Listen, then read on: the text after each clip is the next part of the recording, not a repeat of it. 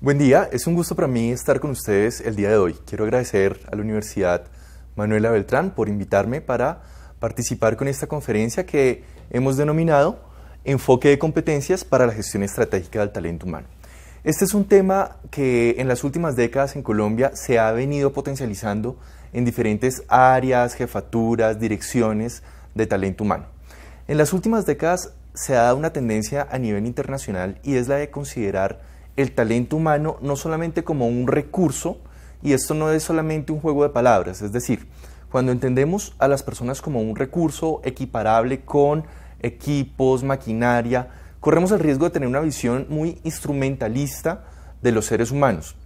Hoy en día es común encontrar una tendencia muy generalizada a nivel mundial para hablar de talento humano o capital humano, entendiendo a los seres humanos como personas que tienen un valor muy especial y un valor que, a diferencia de lo que ocurre con los equipos, maquinarias y elementos materiales, con el paso del tiempo este valor aumenta. Es decir, la experiencia de las personas, el reconocimiento, sus estudios, su formación, hace que con el tiempo este valor se incremente.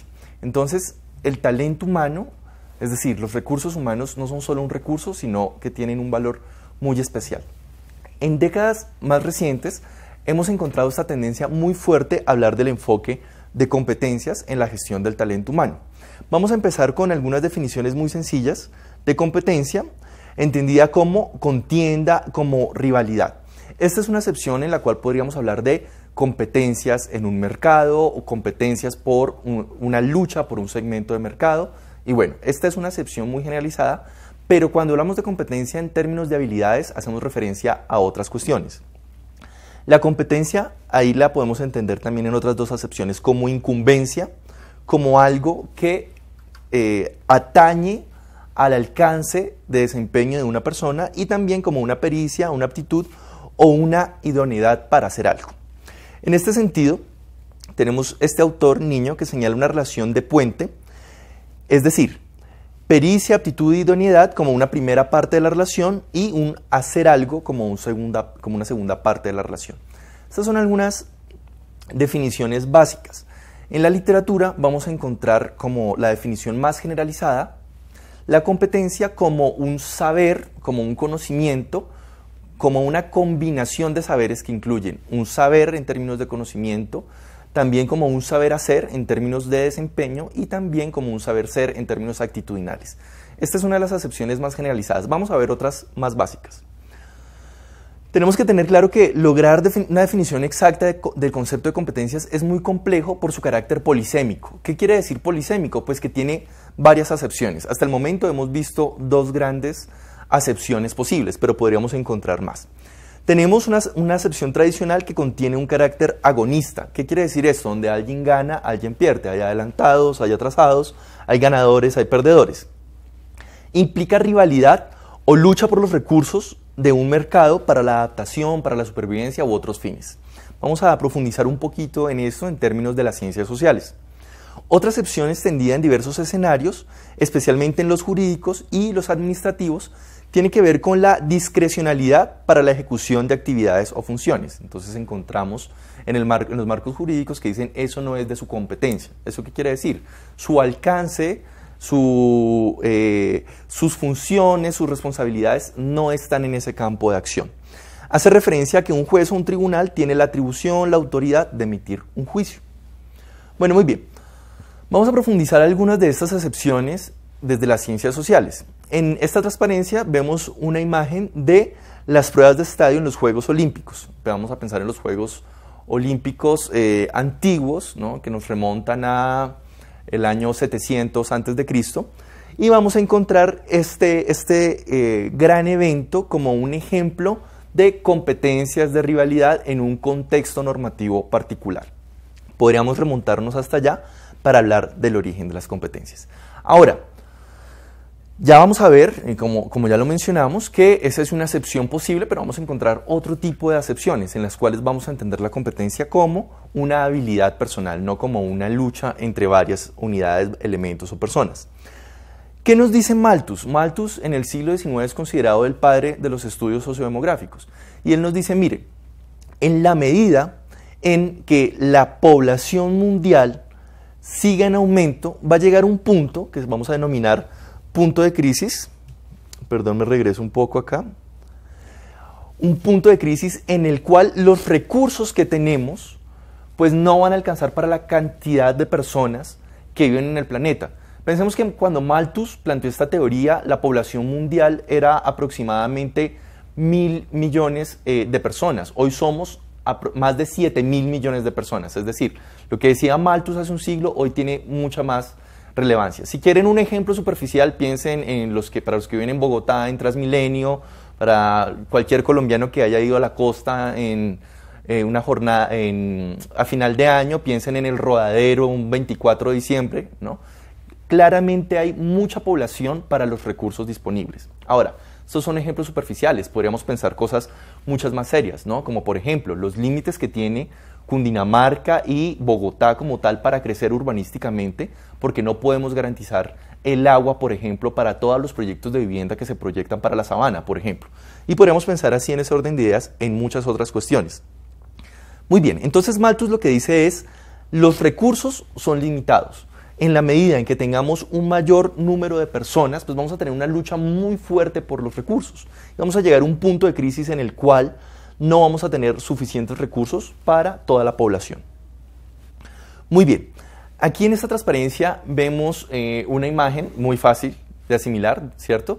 El pez grande se come el pez chico. Podríamos pensar en términos de evolución y de darwinismo, pero si somos rigurosos con las ciencias básicas, Darwin plantea la teoría de la evolución, la adaptación de las especies, y plantea que esa adaptación se da de una manera relativamente aleatoria.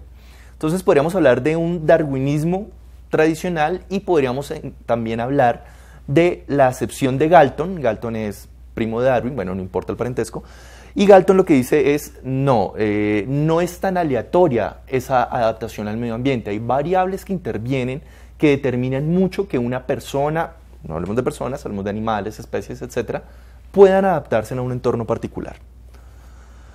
Muy bien, aquí encontramos unas caricaturas, vemos aquí en la parte de arriba una alusión a la mano invisible que controla el mercado de Adam Smith.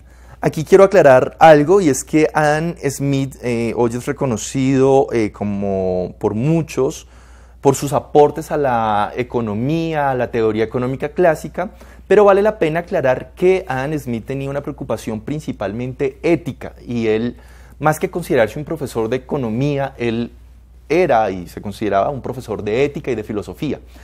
Bien, estas aclaraciones son para también contextualizar los aportes de Smith, porque en muchos libros se habla de la mano invisible de Adam Smith. Realmente, para la teoría económica clásica, esta metáfora de la mano invisible es algo que se popularizó, pero no tiene realmente mucho que ver con las cosas que decía Smith. Es decir, podríamos decir que es una visión superficial, pero bueno, no importa.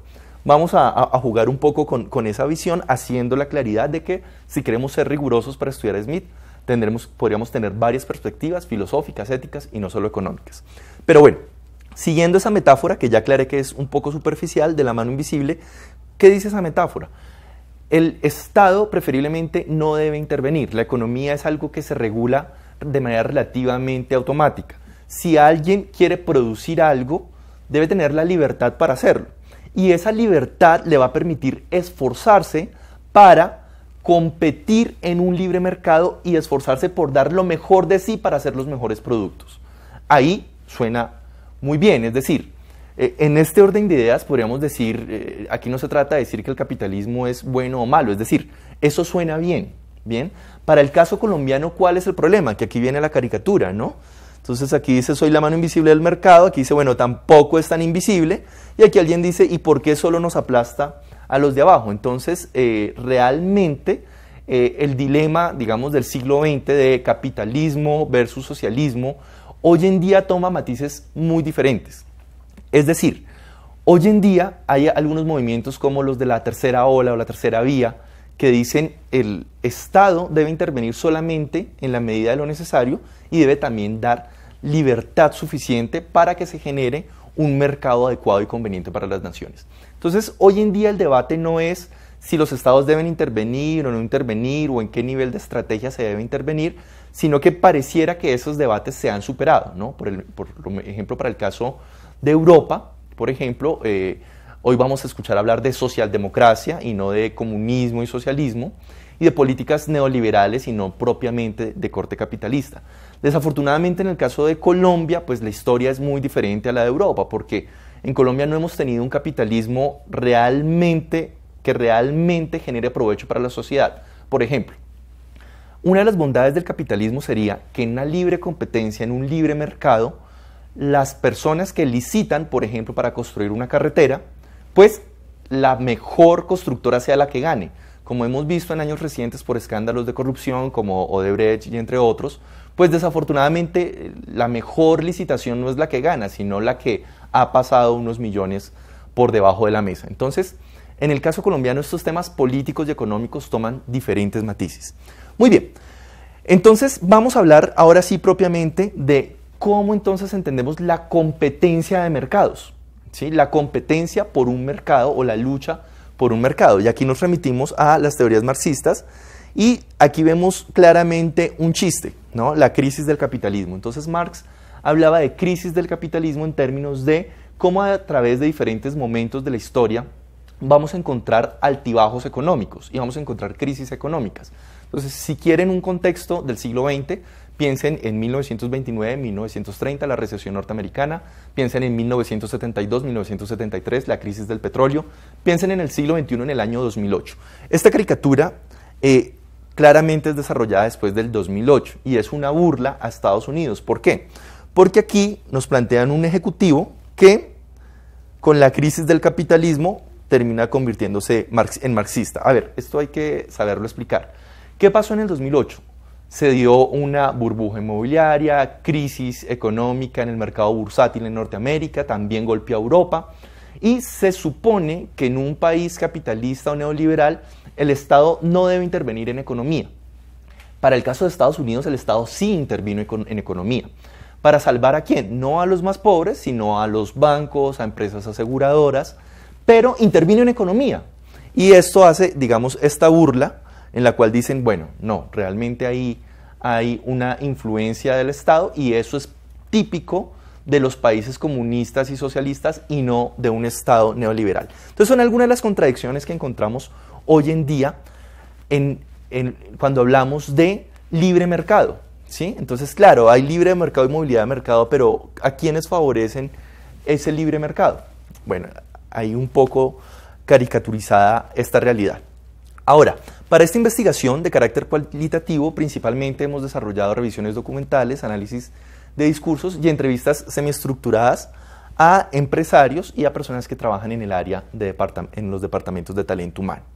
Muy bien, ¿qué hemos encontrado en esta investigación? Cuando buscamos por bases de datos científicas el concepto de competencias, vamos a encontrar con mucha fuerza temas relacionados con competencias multiculturales y el análisis del enfoque de competencias en las ciencias de la salud.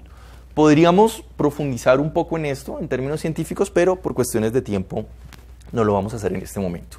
Muy bien, en Colombia tenemos diversos autores que han estudiado el enfoque de competencias. ¿Cómo llegó aquí este enfoque? Para 1980, profesionales que estudiaron en Estados Unidos traen el modelo chomskiano de competencias. Ya vamos a ver que el concepto de competencias viene de la lingüística, tiene una integración con la psicología y el campo educativo de manera posterior. Entonces, Chomsky es el primero en hablar desde una perspectiva de gramática generativa sobre la competencia comunicativa, como hay oyentes ideales que manejando unos recursos lingüísticos limitados pueden comunicarse de manera o pueden tener una producción comunicativa prácticamente infinita. Entonces, personas que estudian en Estados Unidos traen este enfoque chomskiano en los 80s y se incorporan los lineamientos curriculares del Ministerio de Educación, principalmente en el área de lengua castellana. Después tenemos diferentes inclusiones de esto en el campo educativo, sobre todo en la década de los 90s, a través de las pruebas de estado y en el caso de Bogotá entre 1999 y el 2001 con también un enfoque de evaluación y de integración de proyectos. Muy bien, entonces Torrado, que es una autora colombiana, señala que no hay que olvidar que el concepto de la competencia, como lo mencioné ahora, procede de la lingüística y llega al campo de la educación después de una relectura al interior de la psicología cognitiva y cultural. Muy bien. En un contexto amplio, podríamos decir que hay dos grandes tendencias teóricas para hablar de competencias. Una que propone entender la competencia como un conocimiento actuado, de carácter abstracto, universal e idealizado, y un segundo enfoque que entiende como capacidad, realización situada y afectada por el contexto en que se desenvuelve el sujeto y la actuación misma. Estas dos tradiciones, opina Torrado, han conducido a un concepto negociado de competencias. En un contexto internacional fue muy importante el artículo de David McClelland en 1973 titulado Testing for Competence Rather than for Intelligence, que básicamente lo que propuso es que en los procesos de selección, en el contexto de gestión de talento humano, se debía seleccionar a las personas no por su coeficiente intelectual entendido como un único tipo de inteligencia, sino que se debían seleccionar en función a las competencias que efectivamente la persona tiene. Eso generó un gran impacto y aún hoy en día lo podemos ver en las áreas de talento humano en Colombia. Lo menciono porque en los procesos de selección es uno de los procesos en los cuales más se puede ver el enfoque de competencias en Colombia, con actividades como Assessment Center, entrevistas mediante el enfoque de competencias, entre otras herramientas, métodos, instrumentos. Muy bien. Para los detractores del concepto de competencias, el término hace parte del discurso neoliberal y del modelo económico propio de la globalización. En el contexto educativo, para quienes reivindican este modelo, es un enfoque que propende por el sentido de lo que se aprende según sean los contextos. Y se busca principalmente, hablando en el contexto educativo, el vínculo entre el aprendizaje escolar y la vida. Pero también entre las personas que reivindican el modelo hay muchas diferencias. Muy bien. Ya hablando más propiamente de los contextos organizacionales, empresariales, vamos a encontrar que la aplicación de este modelo, de este enfoque de competencias, se ha dado de una manera híbrida. ¿Qué quiere decir esto? No vamos a encontrar una aplicación pura en el sentido de, o es difícil encontrarla, de una institución, de una empresa que desarrolle únicamente un enfoque de competencias. Lo más probable es que encontremos empresas que tienen un enfoque tradicional y en algunos procesos aplican el enfoque de competencias. Muy bien, como ya lo mencionaba, este enfoque se ha generalizado en procesos de selección, de capacitación, desarrollo, aprendizaje y gestión del conocimiento.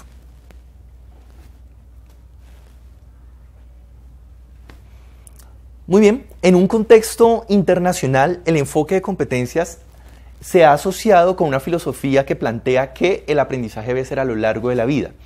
Y en el caso, por ejemplo, de las pruebas PISA, se plantea que todos los ciudadanos del mundo deben tener unas competencias básicas para interactuar en una sociedad particular. También en el caso, por ejemplo, de Europa, se ha asociado con el concepto de movilidad social, la transmisión de habilidades, entre otros fenómenos importantes. Nuevamente, volviendo al caso de las empresas colombianas, lo más común es que encontremos modelos híbridos donde tenemos una aplicación de un enfoque tradicional con aplicaciones en diferentes procesos del enfoque de competencias. Ahora, ¿qué nos hace falta? También a nivel de Colombia, desarrollar nuevas implementaciones para garantizar una verdadera aplicación que sea efectiva y eficiente de este enfoque. Por ejemplo, a nivel internacional es muy común que se le dé importancia a conceptos como el de soft skills, es decir, las empresas multinacionales están buscando personas no solamente que sepan hacer las cosas, técnicas o específicas, sino que además, que eso es lo que llamaríamos competencias duras o hard skills, sino que además sepan trabajar en equipo, tengan actitudes favorables para el desarrollo, es decir, lo que en la literatura vamos a encontrar como competencias blandas o soft skills. En este orden de ideas podemos encontrar en algunas empresas multinacionales tendencias a contratar ejecutivos, por ejemplo, deportistas de alto rendimiento, en lugar de, por ejemplo, no sé, personas con maestrías o doctorados, bajo la filosofía de que esas competencias blandas son muy importantes e incluso más importantes que las competencias técnicas. Tenemos que entender con un enfoque sistémico que la cultura de un país permea la cultura de la organización donde está ese país. Bueno, el concepto de cultura es problemático, pero dejémoslo, digamos, en esos términos generales. ¿Qué vamos a encontrar en Colombia? Algunas prácticas inadecuadas que se mantienen. Por ejemplo, para algunos procesos de selección es común en algunos departamentos que se hagan procesos de selección teniendo en cuenta las características de personalidad de los jefes. Por ejemplo, voy a decirlo de una manera sencilla. Si yo tengo un jefe muy regañón, muy bravo, entonces me voy a conseguir un empleado que sea noble y tranquilito para que no haya conflictos. Esto claramente es un error y desafortunadamente es un error muy común. y tiene que ver pues mucho con la cultura de nuestro país. Un error también muy común es el arribismo, es decir, si tenemos un verdadero enfoque por competencias, la primera pregunta en un proceso de selección debería saber cuál es tu mejor competencia, cuál es tu mejor habilidad, qué es lo que mejor sabes hacer. Desafortunadamente en Colombia la primera pregunta todavía es ¿de qué universidad eres egresado? Y esto tiene mucho que ver con ciertas tendencias al clasismo y el arribismo en algunas personas.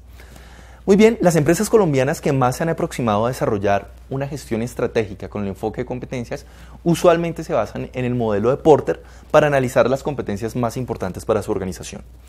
El enfoque de competencias permite una gestión estratégica del talento humano, especialmente para las organizaciones que son capaces de reconocer su potencial para aprender, el potencial que también tienen en función a su propia cultura organizacional, también la capacidad para ser responsables socialmente y tener también un rigor técnico-científico. Bueno, muchísimas gracias entonces para la universidad por esta invitación. Aquí vamos a mostrar algunas referencias que ustedes después pueden ver con más calma en el video.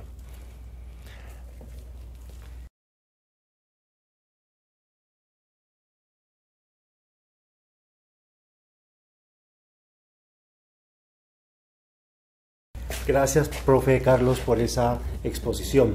Tenemos 3 preguntas en este momento en el chat que queremos que las puedas, por favor, que las contestes. Con mucho gusto, gracias. ¿Cuál es el origen del enfoque de competencias? Bueno, muy bien. Entonces, el origen del enfoque de competencias viene principalmente de la lingüística.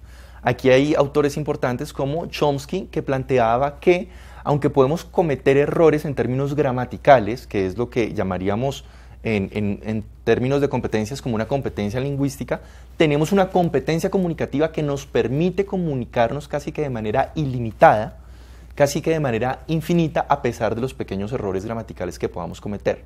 Después en la lingüística hay otros autores muy importantes, como Himes, que dice, sí, Chomsky tiene razón, la teoría de Chomsky está muy bien, pero hay que ver el contexto social.